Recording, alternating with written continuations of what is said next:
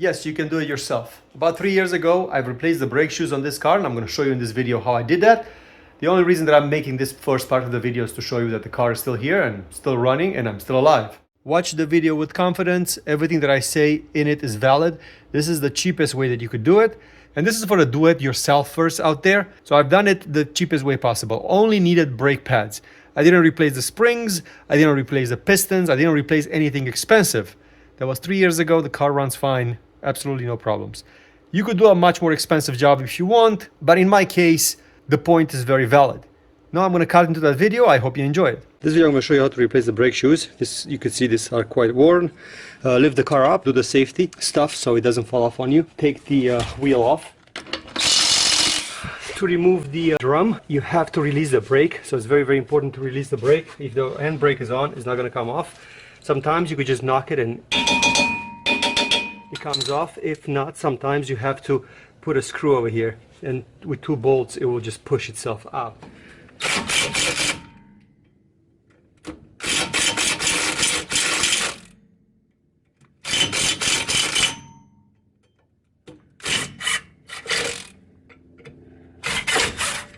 And there it is. It came off. Now this should be cleaned on the inside. Unless you want to replace it, just clean it on the inside. This is the mechanism that we're going to work with today. I'm going to clean it first really nice and then go from there. So I'm going to use some brake cleaner and just spray it really nice, so then we could work with a clean thing.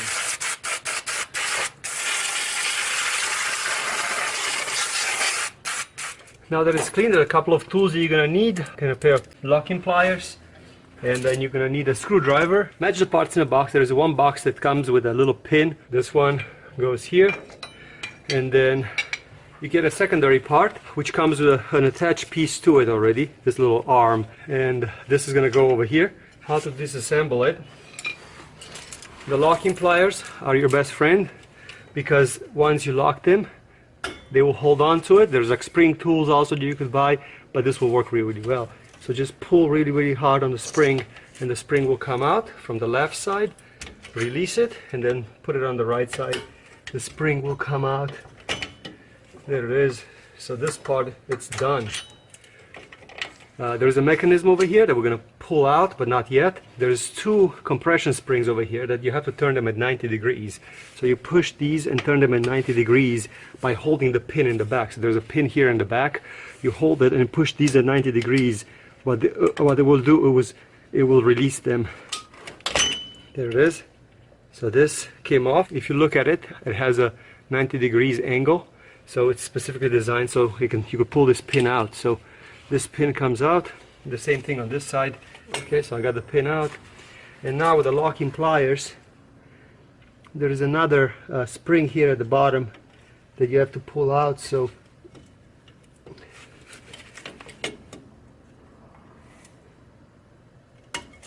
there it is. There's another spring that comes out from the bottom. This comes off. Save the spring. Now here's a trick with this. It has a spring on it. You have to take the spring out. This spring comes out with the entire mechanism. So you see there's a little lever over here that has to come off.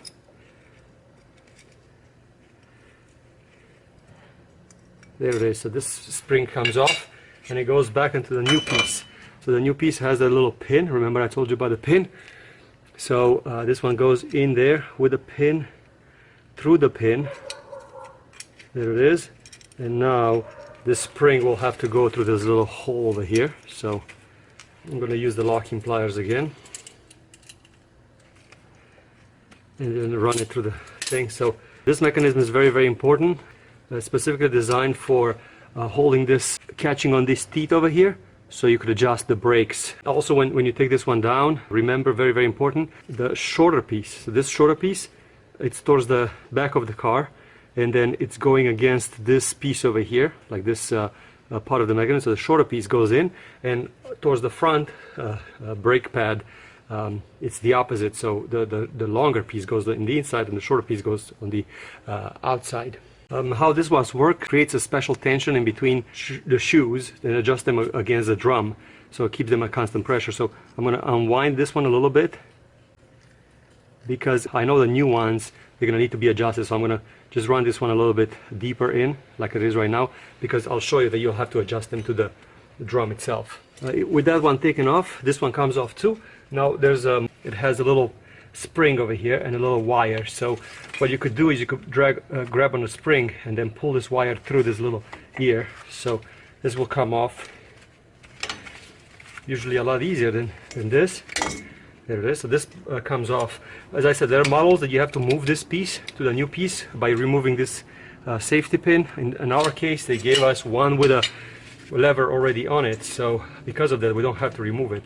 All we have to do is just put it back on. So this wire goes through, and then it flips around and it goes this way, and then it goes into that little piston. So just goes into that little piston and stays over here. Remember the pin that we took from the back? This little pin goes through the back, through the hole, through this hole over here. So there's a little hole in the brake pad that it goes through. Everybody has a strategy how to put this one in. What I usually do is I put it into a pair of locking pliers, so that way I could see how it's aligning, push it on over the pin, align it with the proper thing, and then turn it around. You see how it just went right in there, and then take the locking pliers off. And as I said, these locking pliers will make your life a lot easier doing this kind of work. And then you do the same thing on this side. The lever system has to be here, and then this goes on this side is aligning with the bottom part. So the bottom part aligns over here. This one goes inside the piston. Okay, and then you get your pin, run it from the back. Okay, so prepare your cap first, then put the spring in, put the cap on top of the spring, align it with a pin, and then turn it at 90 degrees, and there is it. It's in. As simple as that. Now we're ready to put the spring at the bottom. So this locking pliers, okay, it goes behind there, and then the spring goes in there, and then the bottom is in. So the piston is aligned. You see these little notches. This one goes into each little notch.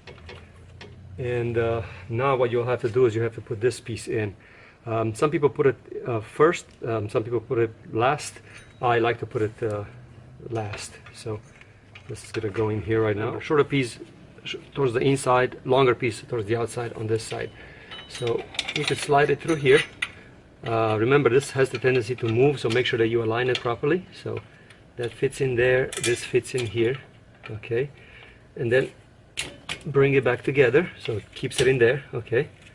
And now this spring has to go in here, so we're gonna take our locking pliers, lock them, and put that spring in there. So that spring went in, and then this spring is gonna come out, locking pliers, and then it has to go all the way through on the other side. So there it is. The spring went in, and then we have the brake system in, but we're not done. Very, very important. This is a very, very important step. So now when you put this one in, sometimes it doesn't go all the way in because maybe your brake was adjusted differently before. Okay, there it is. So right now this one is not scraping on. Very, very important what you have to do. This is why they don't use this kind of brake systems on cars anymore. These are old and outdated. Remember when I put this in, it has a little tooth wheel, and it has a little lever here in the back. So this little lever, what this lever does, it adjusts how far these brake pads are from each other. So right now I'm going to go and put them to the maximum that they could go. So I'm going to go,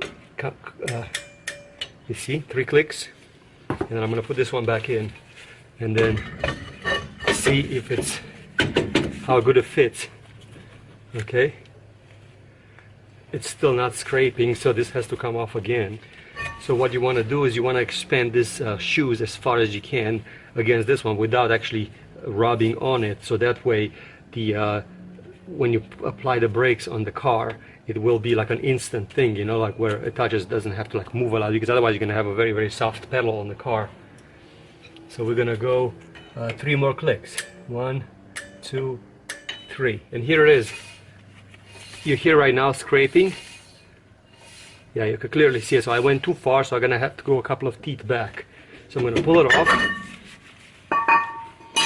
And then what I'm going to do is, you need 2 screwdrivers for this. There's a little lever. Remember that lever that we installed on this piece? You're going to lift this one up. It's a safety lever, so you're going to lift it up. And then you're going to go 1, 2, and 3 back. Okay?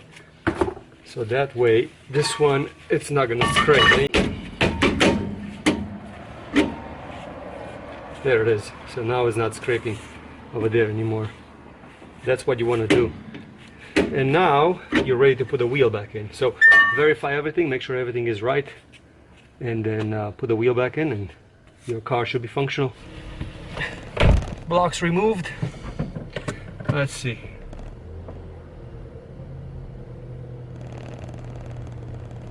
So the first thing that you want to try in the driveway, put it in neutral, put the handbrake on and see if it holds. And then hold on to your camera when you do it. Oh wow, that stopped pretty fast. A couple of things you need to know. The brakes will take a while to adjust. So even though they're round, they don't really use these brakes on cars very often. And one of the things that the stores, when you buy them, they don't do is adjust your brakes after the fact. So sometimes some stores are good enough to call you after the fact, but some of them don't. What happens is that they wear out a little bit in the beginning, like they have to settle to the new drum. So because of that, you're gonna feel on your handbrake, it's actually gonna go to an extreme position. So when you lift it up, it's gonna go higher than usual. When that happens, you have to go and adjust them. First couple of hundred of miles, and then after that you should be good. They will still hold, they're just not gonna hold it as well. With that being said, you're done. You've done your own brakes, 18 bucks.